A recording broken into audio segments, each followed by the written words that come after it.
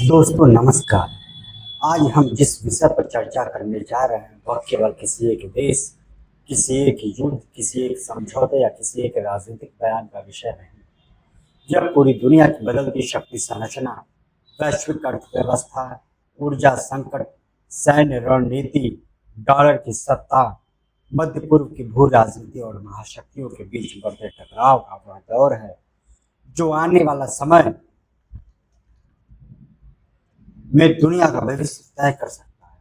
अगले 24 घंटे दुनिया के लिए बेहद महत्वपूर्ण माने जा रहे हैं क्योंकि इन 24 घंटों के भीतर तीन महाशक्तियां अमेरिका, चीन और रूस ऐसे निर्णय लेने की स्थिति में पहुंच चुकी हैं जिनका असर केवल युद्ध क्षेत्र तक सीमित नहीं रहेगा बल्कि दुनिया की राजनीति, अर्थव्यवस्था, ऊर्जा व्यवस्था, अंतर्राष्ट्रीय व्यापार और सुरक्षा तंत्र तक दिखाई देगा। एक तरफ रूस के राष्ट्रपति व्लादिमीर पुतिन बीजिंग पहुंचने वाले हैं, जहां चीन के राष्ट्रपति शी जिनपिंग के साथ उनका महत्वपूर्ण समझौता होने जा रहा है। दूसरी तरफ वाशिंगटन के सिचुएशन रूम में अमेरिकी राष्ट्रपति, सुरक्षा परिषद और रक्षा परिषद की बैठक का दौर शुरू होने वाला है, जहां ईरान के खिलाफ संभावित सैन्य कार्रवाई, नए युद्ध अभियान और अमेरिका की रणनीति पर निर्णायक चर्चा हुई। इन दोनों घटनाओं का समय लगभग समान है और यही वह बिंदु है जिसने पूरी दुनिया में बेचैनी पैदा कर दी है। दुनिया तेजी से बदल रही है। कभी अमेरिका अकेली महाशक्ति माना जाता था, लेकिन अब स्थिति वैसी नहीं रही। चीन आर्थिक रूप से दुनिया में शक्ति का केंद्र आ चुका है। रूस सैन्य शक्ति और ऊर्जा संसाधन कारण आज भी निर्णायक भूमिका में। ईरान मध्य पूर्व में अमेरिका और उसके सहयोगी के सामने चुनौती बनकर खड़ा है।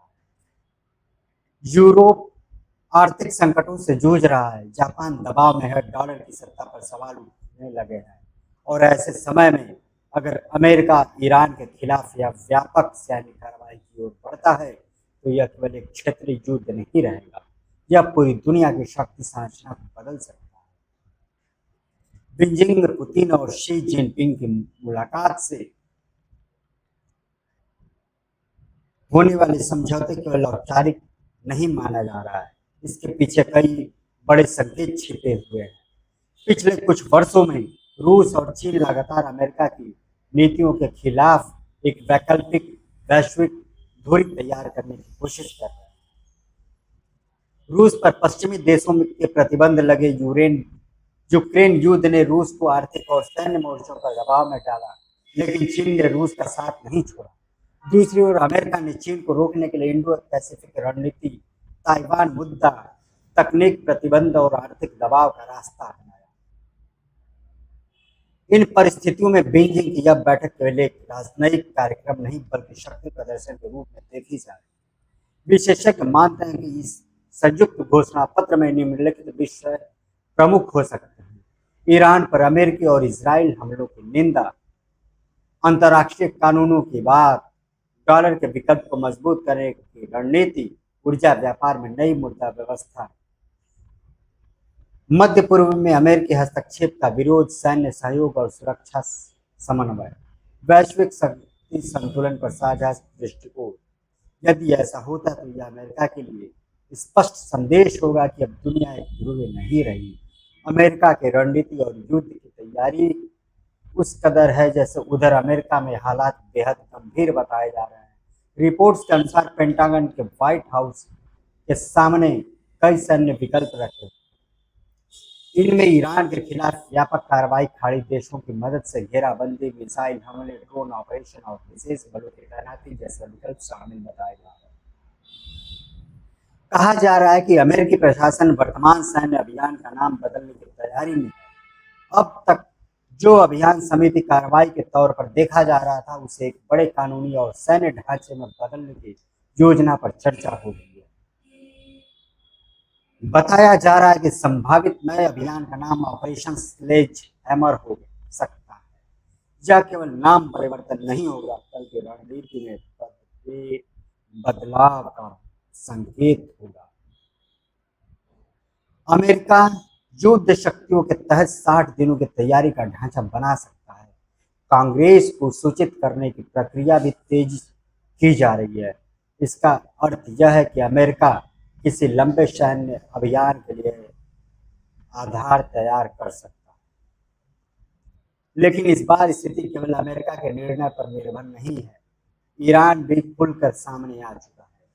ईरान की ओर से लगातार बयान दिए जा रहे हैं। यदि अमेरिका या उसके सहयोगी देशों ने प्रत्यक्ष हस्तक्षेप किया तो जवाब केवल सीमित नहीं होगा। ईरान ने स्पष्ट संकेत दिए हैं कि उसके निशान पर अमेरिकी सैन्य ठिकाने, खाड़ी देश और ऊर्जा प्रतिष्ठान। ईरान रिवोल्यूशनरी गाइड्स से जुड़े बयानों में कहा गया कि अमेरिकी सेना को पीछे हट जाना चाहिए, अन्यथा खाड़ी क्षेत्र अमेरिकी जहाजों के लिए कब्रिस्तान बन सकता है। ईरान ने यह भी कहा कि यदि यूनाइटेड अरब अमीरात ने ईरान नियंत्रित द्वीपों पर कब्जे की कोशिश की तो जवाब में ईरान यूएई और बहरीन के तटीय क्षेत्रों पर कार्रवाई कर सकता है। यह बयान सामान्य नहीं है, क्योंकि इनका सीधा मतलब यह है कि युद्ध बढ़ा तो पूरा खाड़ी क्षेत्र युद्ध क्षेत्र बन सकता है। फारस की खाड़ी और हॉर्मुज जलमर्द दुनिया की ऊर्जा आपूर्ति के लिए बेहद महत्वपूर्ण। दुनिया के बड़े हिस्से का तेल इसी मार्ग से गुजरता है। यदि यहाँ युद्ध छिड़ता है या आवाजाही बाधित होती है तो तेल की कीमतें आसमान छू सकती हैं। वैश्विक महंगाई बढ़ सकती है, ऊर्जा संकट पैदा हो सकता है, यूरोप और एशिया की अर्थव्यवस्था पर भारी दबाव पड़ेगा, शेयर बाजारों में गिरावट आ सकती है, डॉलर पर दबाव बढ़ सकता है। इसी कारण पूरी दुनिया की नजरें इस क्षेत्र पर टिकी हुई हैं। अमेरिकी राष्ट्रपति डोनाल्ड ट्रंप की ओर से दिए गए संकेत ने भी तनाव बढ़ाया है। सोशल मीडिया पर ईरान के मानचित्र और चारों तरफ से घेराबंदी जैसे संदेशों ने यह संकेत दिया है कि अमेरिका दबाव की राजनीति को नए स्तर पर ले जा सकता है। ट्रंप ने कहा कि समय तेजी से बीत रहा है और ईरान के पास सीमित विकल्प बचे हैं। यह बयान ऐसे समय आया जब क्षेत्र में मिसाइल और ड्रोन गतिविधियां बढ़ रही थी।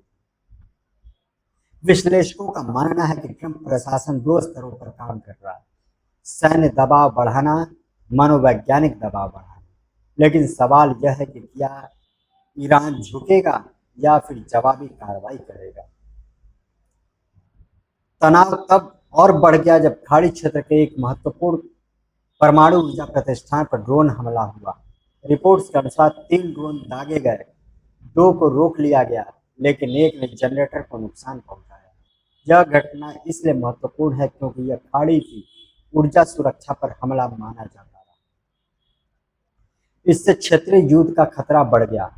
अमेरिका और उसके सहयोगी देशों पर दबाव बढ़ा।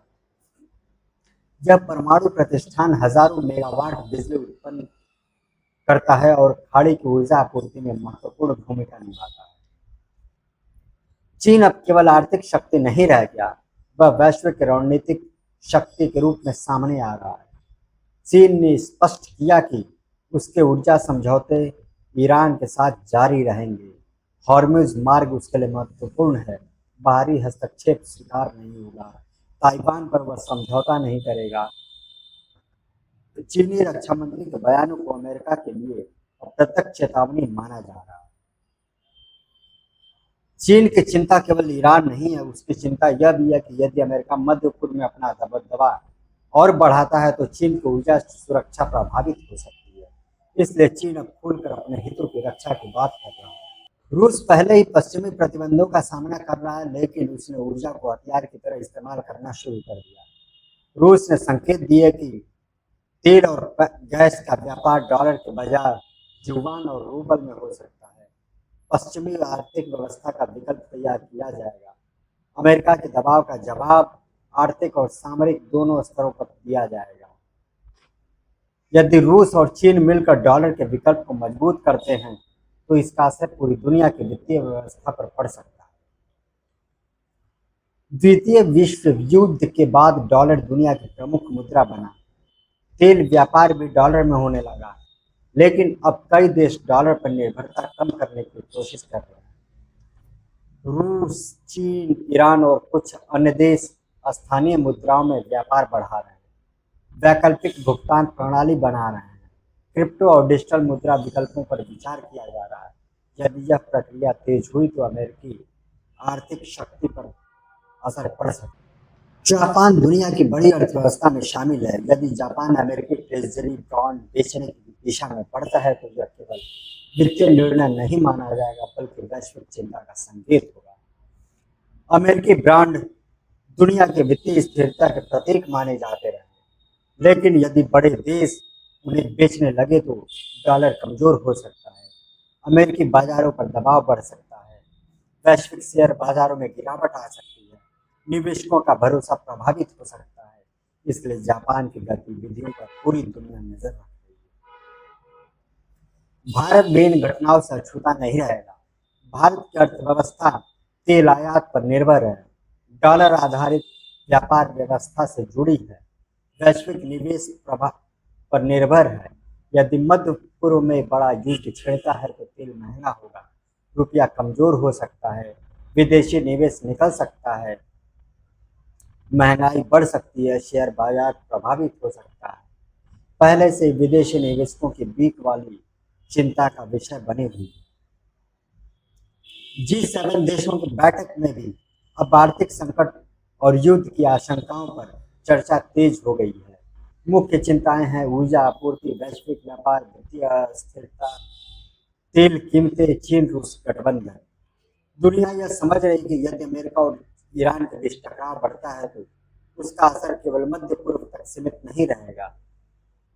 कई विशेषज्ञ मानते हैं कि दुनिया एक नए शीत युद्ध के दौर में प्रवेश कर चुकी है।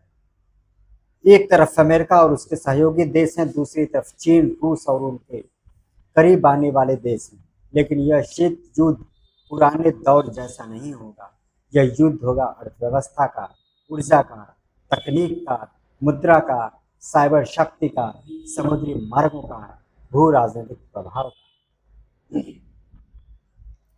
चीन ताइवान पर किसी भी समझौते के मूड में नहीं है। अमेरिका ताइवान का समर्थन करता है। इंडो पैसिफिक क्षेत्र में अमेरिका, जापान, ऑस्ट्रेलिया और भारत जैसे देशों का सहयोग चीन को चुनौती देने के लिए देखा जाता है। यदि मध्य पूर्व में अमेरिका उलझता है तो चीन एशिया में अपनी मजबूत स्थिति करने की कोशिश कर सकता है। दुनिया के तेल व्यापार का बड़ा हिस्सा हॉर्मुज जल भूमध्य से गुजरता है। यदि ईरान यहां आवाजाही रोकता है या तनाव बढ़ाता है तो तेल आपूर्ति बाधित होगा, जहाज रानी प्रभावित होगी, बीमा लागत बढ़ेगी, वैश्विक व्यापार महंगा होगा। यही कारण है कि अमेरिका इस क्षेत्र में सैन्य उपस्थिति बढ़ा रहा है। यह सबसे बड़ा सवाल है, क्या युद्ध तय है? क्या अमेरिका वास्तव में बड़े युद्ध की ओर बढ़ रहा है? क्या ईरान पीछे हटेगा? क्या चीन और रूस केवल बयान देंगे या सक्रिय समर्थन भी करेंगे? क्या खाड़ी देश सीधे युद्ध में उतरेंगे? इन सवालों का जवाब आने वाले घंटों में मिल सकता है, लेकिन अभी तक जो संकेत मिल रहे हैं वे बेहद गंभीर। वैश्विक अर्थव्यवस्था पर संभावित प्रभाव। यदि युद्ध बढ़ता है तो दुनिया को निम्नलिखित संकटों का सामना करना पड़ सकता है। ऊर्जा संकट, तेल और गैस की कीमतें तेजी से बढ़ सकती हैं। ईंधन महंगा होने से हर चीज महंगी होगी। निवेशक सुरक्षित निवेशकों की ओर भागेंगे। समुद्री मार्ग प्रभावित हो सकते हैं। डॉलर बनाम वैकल्पिक मुद्रा युद्ध तेज हो सकता है। देश रक्षा बजट बढ़ाएंगे। यूरोप पहले यूक्रेन युद्ध और ऊर्जा संकट से जूझ रहा है। रूस से गैस आपूर्ति कम होने के बाद यूरोप ने वैकल्पिक स्रोत खोजे, लेकिन यदि मध्य पूर्व में संकट गहराता है तो यूरोप पर दोहरा दबाव पड़ेगा। यूरोप की चिंता यह भी है कि अमेरिका की नीतियों का असर उसे भुगतना पड़ता है। चीन के साथ व्यापार भी जरूरी है। रूस से टकराव भी जारी है, इसलिए यूरोपीय देश संतुलन बनाने की कोशिश कर रहे हैं। क्या अमेरिका अकेला पड़ रहा है? यह कहना जल्दीबाजी होगी, लेकिन इतना स्पष्ट है कि दुनिया पहले जैसी नहीं रही। कई देश अमेरिका पर निर्भर रहना कम करना चाहते हैं, बहुध्रुवीय विश्व व्यवस्था की बात कर रहे हैं, वैकल्पिक आर्थिक ढांचे बना रहे हैं। चीन और रूस इस भावना को अपने पक्ष में इस्तेमाल कर सकते हैं। भारत के सामने भी कठिन स्थिति है। भारत के अमेरिका में भी महत्वपूर्ण संबंध हैं। रूस से भी रक्षा सहयोग है, चीन के साथ प्रतिस्पर्धा भी है और व्यापार भी। ईरान ऊर्जा और क्षेत्रीय रणनीति के लिहाज से अहम है। ऐसे में भारत संतुलित नीति अपनाने की कोशिश करेगा। यह शब्द बहुत बड़ा है, लेकिन वैश्विक तनाव जिस स्तर तक पहुंच चुका है उसने दुनिया में भय जरूर पैदा किया है।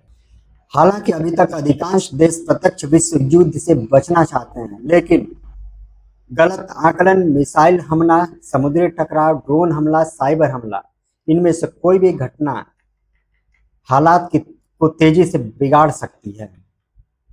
आज का युद्ध केवल मैदान में नहीं लड़ा जाता। सोशल मीडिया, बयान, वीडियो, उपग्रह तस्वीरें, आर्थिक प्रतिबंध, साइबर हमले, ये सब आधुनिक युद्ध का हिस्सा है। अमेरिका, चीन, रूस और ईरान सभी इस मनोवैज्ञानिक युद्ध में सक्रिय हैं। तो दोस्तों दुनिया एक बेहद संवेदनशील मोड़ पर खड़ी है। बीजिंग में पुतिन और शी जिनपिंग की मुलाकात, वाशिंगटन में राष्ट्रीय सुरक्षा परिषद की बैठक, ईरान की चेतावनियां, खाड़ी देशों की बेचैनी, जापान की आर्थिक चिंता, डॉलर पर बढ़ता दबाव, ऊर्जा संकट की आशंका, ये सभी घटनाएं एक दूसरे से जुड़ी हुई हैं। अगले 24 घंटे केवल खबरों के लिए महत्वपूर्ण नहीं हैं, वे इस बात के लिए महत्वपूर्ण है कि दुनिया किस दिशा में जाएगी। क्या युद्ध टलेगा? क्या कूटनीति सफल होगी? क्या नई शक्ति व्यवस्था बनेगी? क्या डॉलर की सत्ता को चुनौती मिलेगी? क्या मध्य पूर्व फिर से आग में झुलसेगा? इन सभी सवालों के जवाब आने वाले समय में सामने आएंगे, लेकिन इतना तय है कि दुनिया पुराने दौर में वापस नहीं जा रही। एक नई वैश्विक व्यवस्था आकार ले रही है और उसके केंद्र में अमेरिका, चीन, रूस, ईरान और ऊर्जा राजनीति की वह कहानी है जो आने वाले वर्षों तक दुनिया को प्रभावित करेगी। मिलते हैं आपसे अगले वीडियो में एक नए बड़े खुलासे के साथ। तब तक के लिए धन्यवाद। नमस्कार। जय हिंद।